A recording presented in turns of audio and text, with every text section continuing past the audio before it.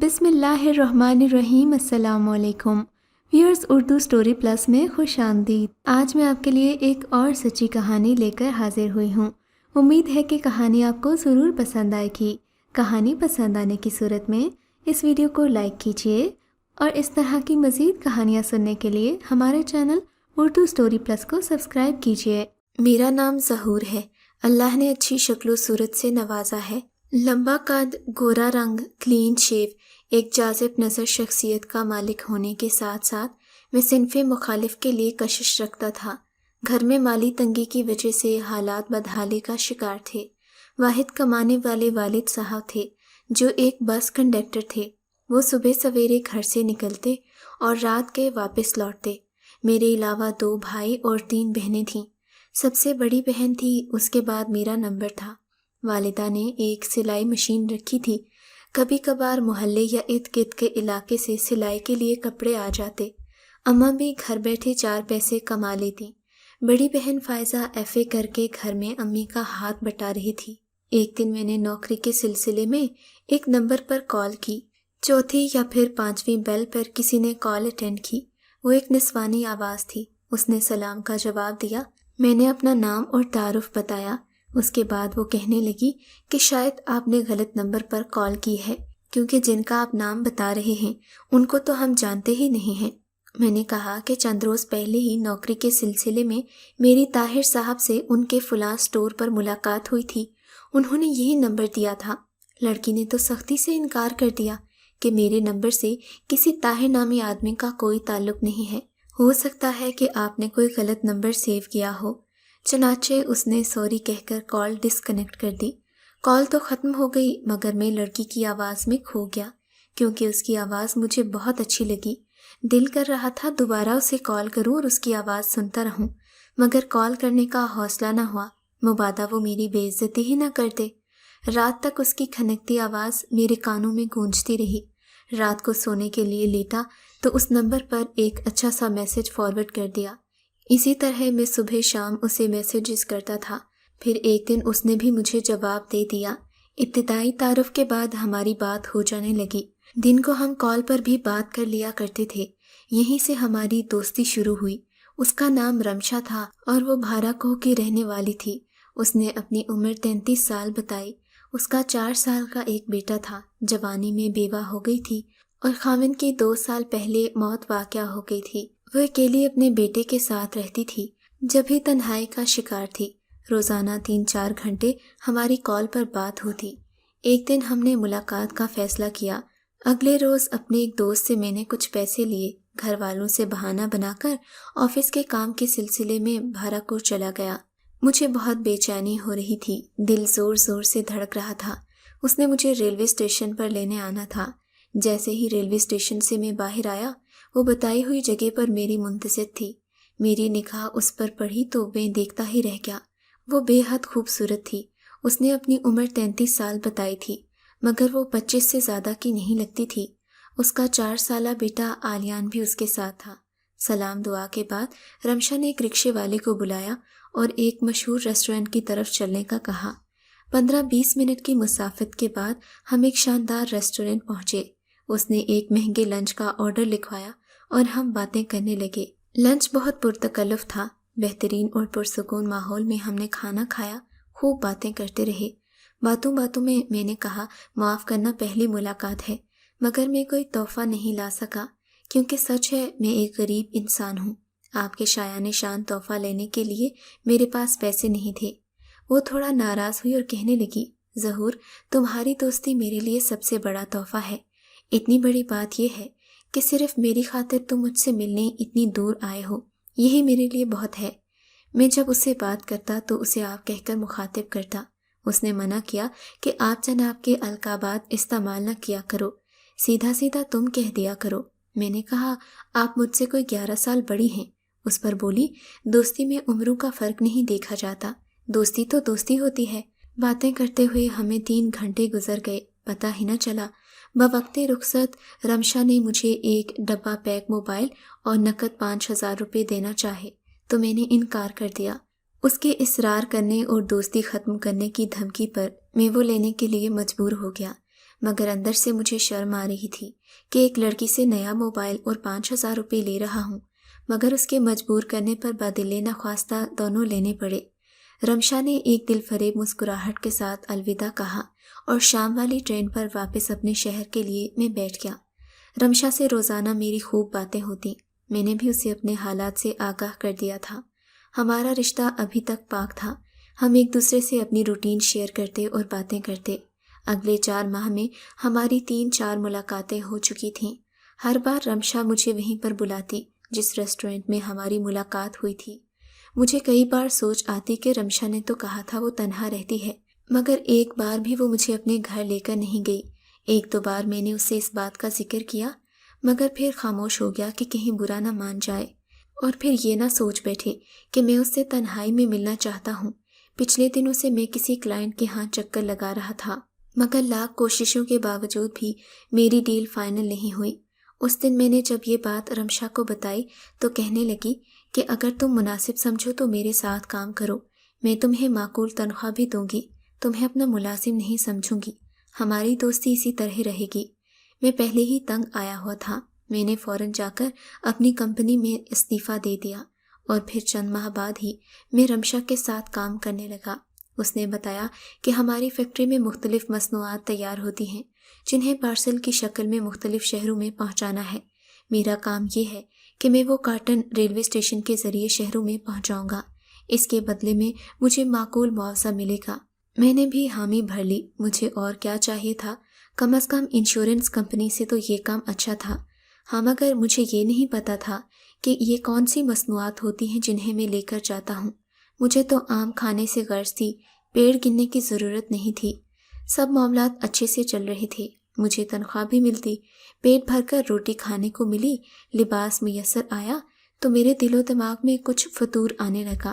اب میرا دل چاہتا کہ رمشا مجھ سے شادی کر لے، اگرچہ وہ مجھ سے 12 سال بڑی ہے تو کیا ہوا، ہے تو امیر و کبیر بیوہ، اس کی دولت تو مل جائے گی۔ پھر میں نے یہ سوچا کہ شاید وہ مجھ سے کبھی شادی نہ کرے، چلو اچھا ہے، یوں ہی دوستی چلتی رہے گی۔ میرا دماغ خراب کرنے والے میرے دوست تھے جو مجھے طرح طرح کی باتیں کہتے، اور میں ان کے کہنے پر ان کی باتوں میں آ کر رمشا کے بارے میں عجیب و غریب باتیں سوچنے لگتا۔ وہ دوست کہتے تھے کہ وہ تو سونے کی چڑیا ہے، اسے ہاتھ سے نکلنے نہ دینا۔ میرے ان دوستوں میں ایک لڑکا ساجد بھی تھا، وہ میری ردی والے سے پرانی جاسوسی ٹائپ رسالے خرید کر پڑھتا تھا۔ اس کا دماغ بھی اسی قسم کا تھا۔ اس نے مجھے ڈرایا کہ آج تک تم نے رمشا کا گھر اور فیکٹری نہیں دیکھی، اس کا اتا پتہ معلوم نہیں، دوسرا یہ کہ تمہیں یہ نہیں پتا کہ ان کارٹنز میں کیا چیزیں ہوتی ہیں، ان میں اسلحہ یا منشیات بھی تو ہو سکتی ہیں۔ کل کلا وہ کارٹنز پکڑے گئے تو سارا الزام تو تم پر آئے گا، تمہیں تو لمبی جیل ہو سکتی ہے۔ بہتر یہی ہے کہ اس کا کھوج لگاؤ، ایسا نہ ہو کسی مصیبت میں پھنس جاؤ۔ بات تو اس کی دل کو لگی۔ سوال یہ تھا کہ رمشا کی اصلیت کیسے معلوم کی جائے اور یہ سراغ کیسے لگایا جائے۔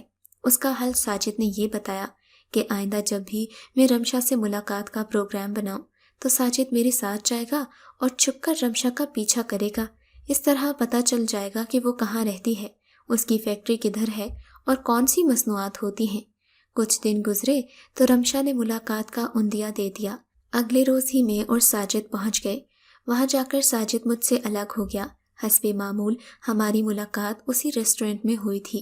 2 گھنٹے بعد وہ اپنے گھر چلی گئی اور میں ریلوے اسٹیشن پر آ گیا۔ ادھر رمشا جیسے ہی ریسٹورنٹ سے نکلی، اس نے ایک رکشہ کروایا، وہ رکشہ اندرون شہر چل پڑا۔ دوسرے رکشے میں ساجد اس کا پیچھا کرنے لگا۔ میرا مسلسل ساجد کے ساتھ موبائل پر رابطہ تھا۔ آخر 20 منٹ کی مسافت کے بعد ایک پوش علاقے میں رمشا نے رکشہ رکوایا، اسے کرایہ دے کر فارغ کیا اور خوبصورت گھر میں داخل ہو گئی۔ ساجد نے اس علاقے اور مکان کا نمبر یاد کر لیا۔ واپس وہ ریلوے اسٹیشن آ گیا۔ مجھے اس کے گھر کا تو پتہ چل گیا تھا، مگر اب ان کارٹنز میں کیا تھا یہ بھی پتہ چلانا تھا۔ بالآخر میں نے اس کا حل یہ نکالا کہ 2 روز بعد جو کارٹن میں نے پہنچانے ہیں کسی نہ کسی طرح انہیں کھول کر دیکھ لوں گا۔ کارٹن تو گتے کا بنا ہوتا ہے، پیلے رنگ کی ٹیپ سے بند کیا ہوتا ہے۔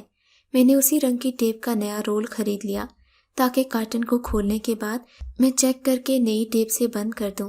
2 روز بعد میں اور ساجد ریلوے اسٹیشن پر پہنچ گئے۔ یہ 12 کارٹن تھے جو کہ فیکٹری کا ملازم میرے حوالے کر کے چلا گیا۔ ابھی ٹرین کے آنے میں دیر تھی۔ ہم دونوں نے بہانے سے ایک کارٹن کو اٹھایا اور پلیٹ فارم کی ایک جانب جو کہ بالکل سنسان تھا وہاں لے جا کر اسے کھولا۔ ہمیں شدید حیرت ہوئی۔ اس میں نہ تو کوئی اسلحہ تھا، نہ ہی کسی قسم کی منشیات تھیں۔ اس میں خواتین کے استعمال کی چیزیں تھیں۔ ہم نے اچھے سے سارے کارٹن کو دیکھا مگر اس میں کوئی قابل اعتراض چیز برآمد نہ ہوئی۔ ہم نے کارٹن کو بند کر دیا اور دوبارہ ٹیپ سے اچھی طرح پیک کر دیا۔ مجھے تسلی ہو گئی کہ خطرے کی کوئی بات نہیں۔ وہ کارٹن اسی طرح ٹرین میں پہنچا دیا گیا۔ اب اگلا مرحلہ رمشا کو شادی کے لیے راضی کرنا تھا۔ میں نے اپنے دوستوں سے مشورہ کیا تو انہوں نے بتایا کہ رمشا خود بھی تمہیں پسند کرتی ہوگی مگر وہ خالصتاً مشرقی گھریلو لڑکی ہے۔ کوئی بھی عورت فطری شرم و حیا کی وجہ سے خود پہل نہیں کرتی۔ پیار محبت کا اظہار ہمیشہ مرد کرتا ہے اور اگلی پیش قدمی بھی اسی کو کرنا ہوتی ہے۔ اب تو تمہیں خود ہی ہمت کرنا ہوگی۔ وہ بھی جوان ہے، بہت جلد تمہاری بات مان جائے گی۔ بس اب تمہاری طرف سے دیر ہے۔ اب میں منصوبہ بندی کرنے لگا کہ کس طرح سے اپنا اگلا مرحلہ طے کروں۔ چونکہ ہماری ملاقات ہمیشہ ریسٹورنٹ میں ہوتی تھی اور وہ کوئی مناسب جگہ نہیں تھی۔ اچانک میرے دل میں خیال آیا کہ کیوں نہ اس کے گھر پہنچ جاؤں۔ اس سے کہوں گا کہ تمہارے پیار میں مجبور ہو کر تمہیں سرپرائز دینے تمہارے گھر آیا ہوں اور پھر کھل کر محبت کا اظہار کروں گا۔ آنے والے چند دنوں میں سامان کے کارٹن نہیں پہنچانے تھے۔ میں فارغ تھا۔ اگلے دن میں شام کو ہی بھارا کو پہنچ گیا۔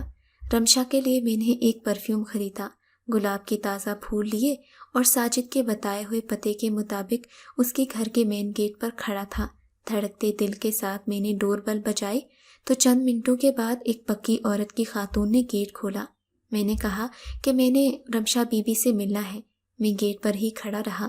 اس نے جا کر رمشا کو بتایا۔ چند منٹ کے بعد وہ خود گیٹ پر آ گئی۔ حیرانگی سے مجھے دیکھا اور پوچھا، ظہور خیریت تو ہے نا؟ میں نے کہا ہاں خیریت ہے، اندر نہیں بلاؤ گی؟ وہ مجھے ڈرائنگ روم میں لے گئی۔ اسی ملازمہ سے چائے لانے کا کہا اور مجھ سے باتیں کرنے لگی۔ مجھ سے پوچھنے لگی کہ مجھے اس کے گھر کا کیسے پتہ چلا۔ میں نے کہا کہ ڈھونڈنے سے تو خدا بھی مل جاتا ہے، تمہارا گھر ڈھونڈنا کون سا مشکل ہے۔ وہ کہنے لگی وہ تو ٹھیک ہے مگر تمہارا اس وقت بغیر اطلاع کے اچانک شام کے وقت آنا عجیب سا لگ رہا ہے۔ خیر اب آ ہی گئے ہو تو بتا دو بات کیا ہے۔ اتنے میں ملازمہ آ گئی۔ رمشا نے مجھ سے پوچھا، کیا تمہیں پیسوں کی ضرورت ہے؟ میں نے جواب دیا، نہیں رمشا، مجھے پیسوں کی ضرورت نہیں ہے، مجھے تو تم چاہیے ہو، اچھی لگتی ہو مجھے، تمہارے عشق میں میری راتوں کی نیندیں اڑ گئی ہیں۔ رمشا کہنے لگی، تم ہوش میں تو ہو؟ یہ کیا کہہ رہے ہو؟ میں نے کہا ہاں، خدا کی قسم تمہیں بہت پیار کرتا ہوں۔ یہ کہہ کر میں نے اس کا ہاتھ پکڑنا چاہا۔ اس نے میرے منہ پر ایک زور کا تھپڑ مارا اور کہا، ابھی اور اسی وقت میری نظروں سے دور ہو جاؤ۔ آخر کر دی نا تم نے وہی بات، نکلے تم گندی نالی کے کیڑے، دفع ہو جاؤ اور آئندہ مجھے اپنی شکل نہ دکھانا۔ رمشا کا چہرہ غصے سے لال ہو رہا تھا۔ میں نے اپنی بہتری اور خیریت اسی میں جانی کہ فوراً یہاں سے چلتا بنوں، کہیں وہ اپنے ملازموں کو بلوا کر میری ہڈی پسلی ایک ہی نہ کر دے۔ میں وہاں سے چلنے لگا تو اس نے پرفیوم اٹھا کر زور سے فرش پر پھینکا جو کہ ایک چناکے سے ٹوٹ گیا۔ اگلے لمحے میں مین گیٹ پر تھا۔ ندامت، شرمندگی اور بے عزتی کے احساس کے ساتھ رات گئے اپنے گھر لوٹا۔ اگلے دن میں نے رمشا کو بہت کالز کی مگر اس نے میری کوئی کال اٹینڈ نہ کی۔ ہر کال وہ کاٹ دیتی۔ میں نے بہت سارے میسیجز بھیجے مگر کوئی جواب نہیں۔ 2 دن بعد میں نے دوست کے موبائل سے کال کی تو اس نے اٹینڈ کر لی کیونکہ وہ نیا نمبر تھا۔ میں نے اللہ کا واسطہ دے کر کہا کہ 2 منٹ میری بات کر لو ورنہ میں خودکشی کر لوں گا۔ اس نے کہا جو کہنا ہے 2 منٹ کے اندر اندر کہو۔ میں نے گڑ گڑا کر اپنے رویے کی معافی مانگی اور کہا، بے شک مجھ سے بات نہ کرنا، بس مجھے ایک بار معاف کر دو، میں شیطان کے بہکاوے میں بہک گیا تھا، اگر تمہیں غلط سمجھا تو مجھے معاف کر دو۔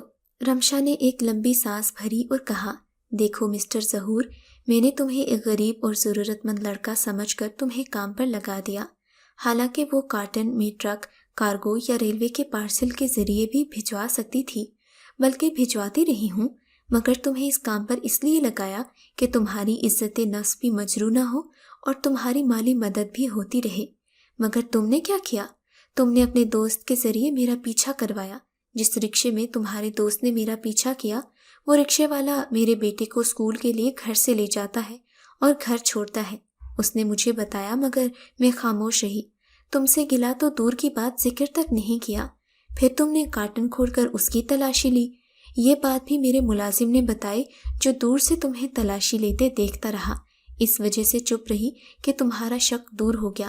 میں نے اس بات پر بھی کوئی اعتراض نہ کیا کہ چلو تم نے اپنی تسلی کر لی اور تم حق بجانب تھے، اسی لیے میں خاموش رہی۔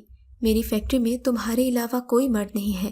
خالصتاً تمہاری مدد کرنے کے لیے تمہارے ذمہ کارٹن پہنچانے کا ذمہ دار میں نے ایک لڑکے کو لگا رکھا ہے۔ تم سے دوستی کی کیونکہ تم اچھے لڑکے لگے تھے۔ دل میں نے تمہیں چھوٹے بھائی کا درجہ دیا، مگر مجھے شرم آ رہی ہے۔ تم نے میرے بارے میں گندی سوچیں سوچ کر انتہائی گری ہوئی حرکت کی ہے۔